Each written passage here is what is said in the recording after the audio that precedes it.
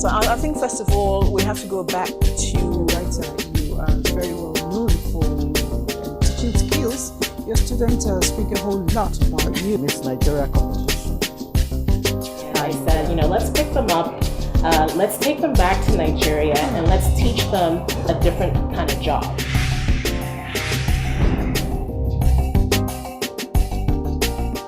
Hello, it's always my pleasure to be on this particular platform because here we flaunt, we showcase women, Nigerian women who are doing exceptionally well.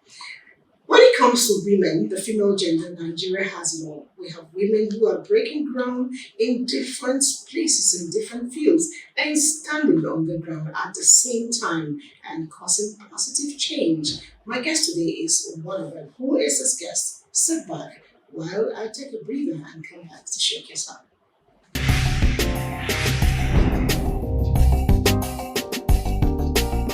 It's a pleasure to still have you with us. And again, the show is The Woman. My name is Elizabeth. My guest today is a special one. She is multi-talented. She is an educationist of some sort. She is an activist, but especially for the female gender. She is an entrepreneur and she's a woman gifted in all forms. My guest today is none other than the woman who is, like I mentioned earlier, breaking ground and standing on the ground to cause positive change. She is Judith Ogbara. Thank you for joining us today. Thank you. Okay, let me start with what I heard you saying the other day. I keep saying that women should be celebrated on a daily basis. Yes, we deserve all of that. You have this passion for fighting for women. How did it start? Well, I'm the first of 5 girls in my house. And my mother was a teacher. She's late now. And she had this fear that since she didn't have boys first, we might not be able to carry on. And so she trained us as if we were boys. And her guiding principle for us was where there is a will, there is a way. And she taught us that once you're able to write your own checks, then you're able to do the passions that you want to do. So for me, failure was not an option. And so therefore, being the first of so many girls, a lot was expected of me. People could say Ada. From my place is Adia. So you carry. There is a Kalba, Efik. I'm from Eket, but Anan is also from Akwa. And so when you are the first child and a girl, you need to show extra that you can carry responsibilities, because whatever you are is what the rest will be. So yeah. I have seen many families, many people, driving this concept, this ethics in the heads of the first daughters. Yet along the way, they still get defocused. But you didn't, and you've been very successful. Beyond that, you're not just fighting for your family, you're also fighting for a lot of other families, a lot of other women in the nation.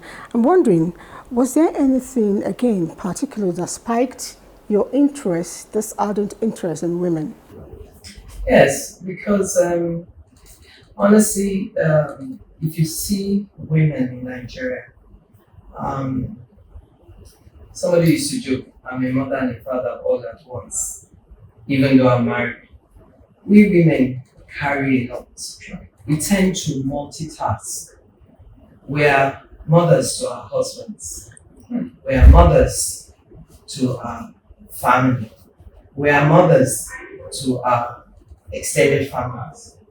So when you carry all of that responsibility, it's important that you stay on the right path. Who carries that responsibility is the first child. They say they will emulate you. So stay focused. And because she was educated, my dad is educated, they gave us the education that we needed. I went to Queen's College from Nigerian University, but I've always had a passion to be an entrepreneur. Probably because I like to make my own choice. So it was important. In your quest to be an entrepreneur, you got into a whole of things. But I particularly like what you're doing, with the writing agency. How did you dream of that? Because it's exceptional, letting people, embrace their own skills and find their footing and do it right, especially the young people. Where we are now, there's not a lot of literacy, especially where I come from.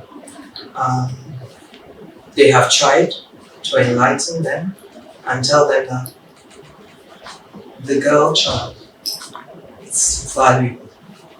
So for me, my particular focus is on the girl child, and I know that with education comes a lot of enlightenment.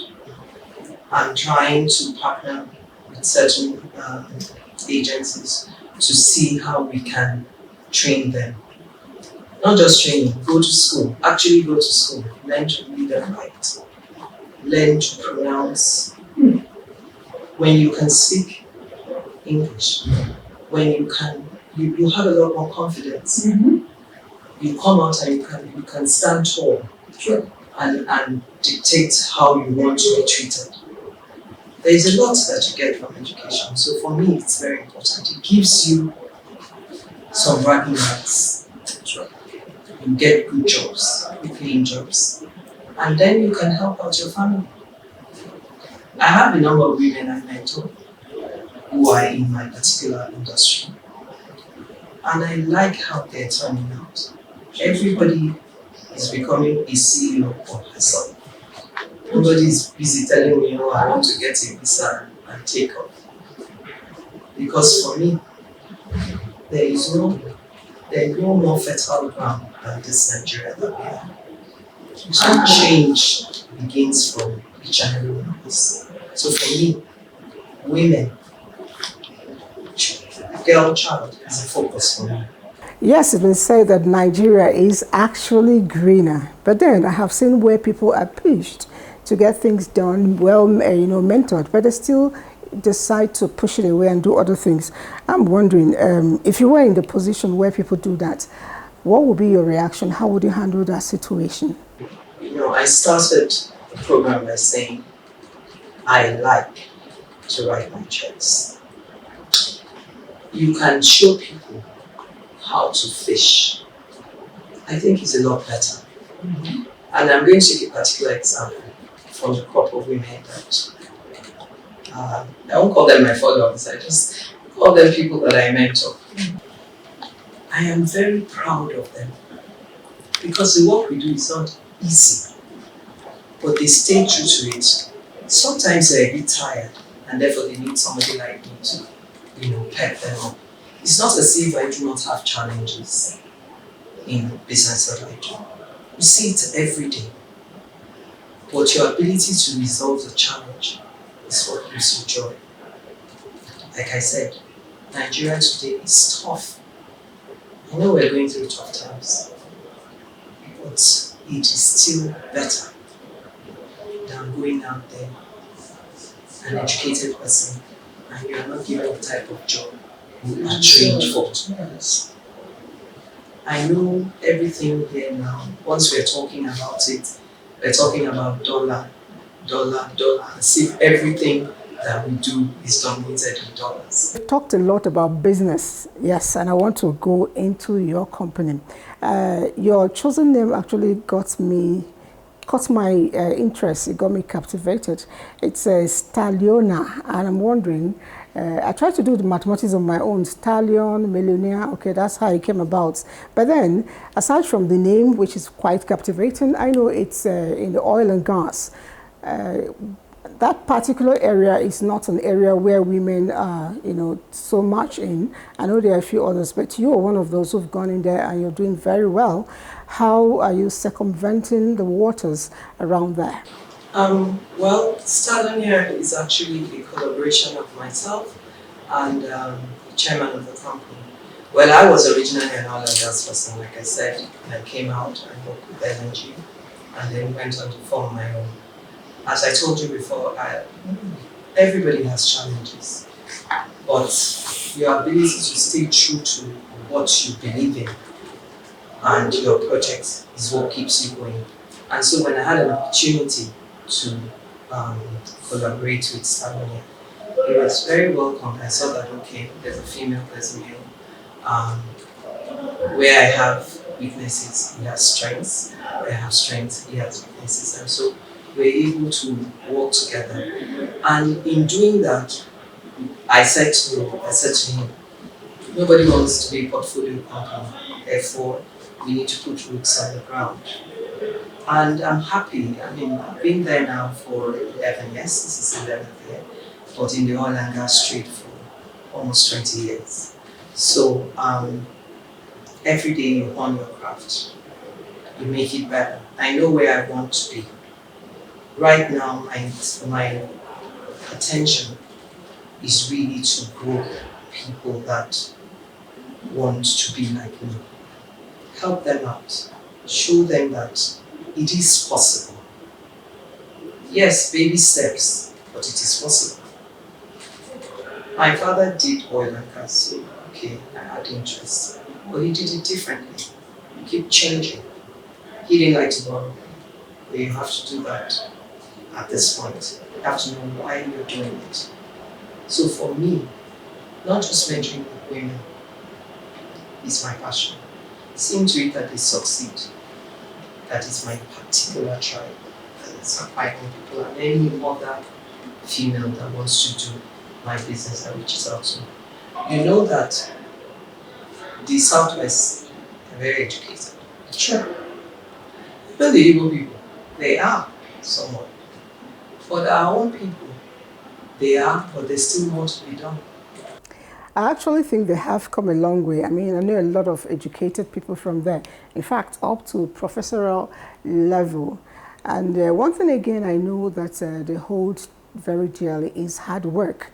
Speaking of which, I know it is your own forte too, but not so for several other ladies, which makes me think that you should perhaps speak to our ladies who think that they can get the rules without circumventing the thorns.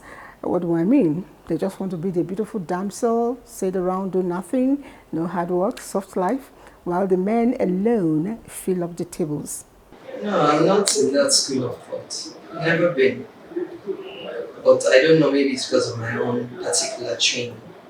I always believe that you have to make your way, and in any case, you earn more respect, even from your spouse, when you are able to contribute positively in that relationship. I know that not all of us are lucky enough to have supporting spouses. Some of them might not be happy. They think you're going to come and lord over them. But I don't think that is it. If you have a supporting spouse, remember that he's being supportive. Also calm down. Also calm down and remember that you're a wife, first and foremost, and a mother. Remember I said we are mothers to our husbands.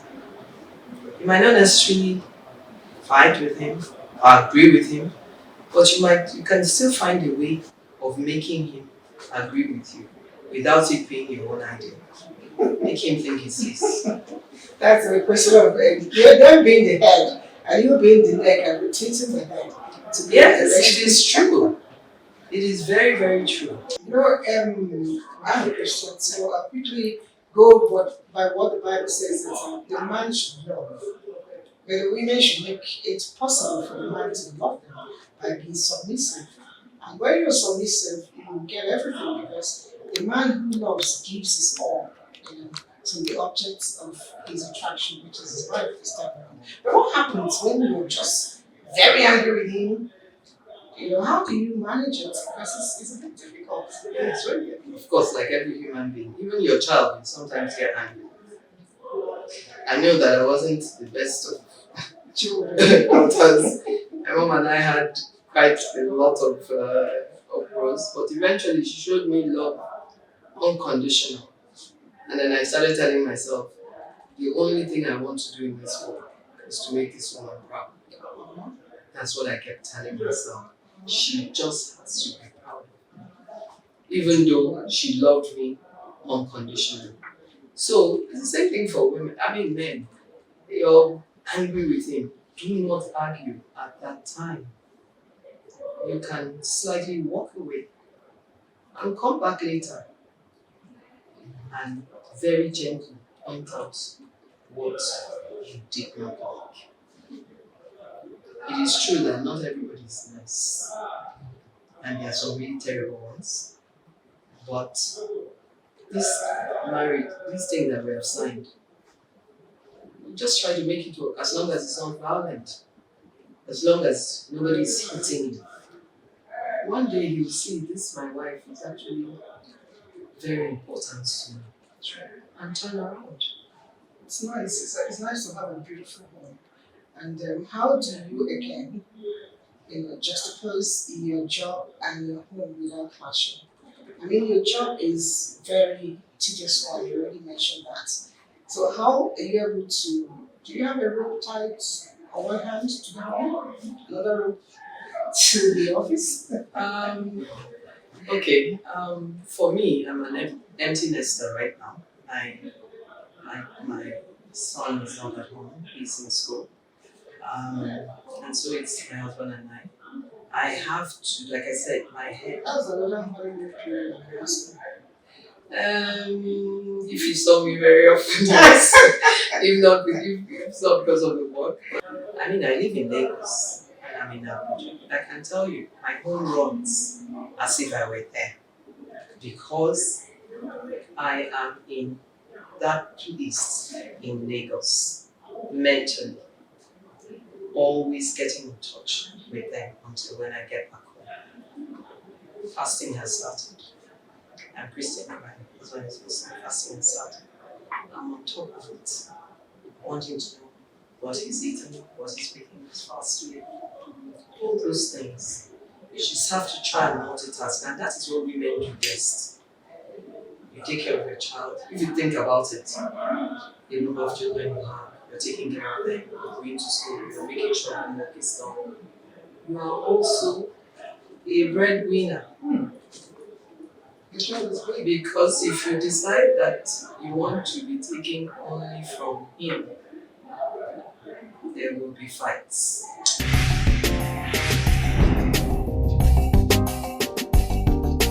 The interreligious marriage, which I know you're into, it's something I admire. A lot of times when I see people from diverse backgrounds living together as man and wife and they're doing so well, I always get captivated.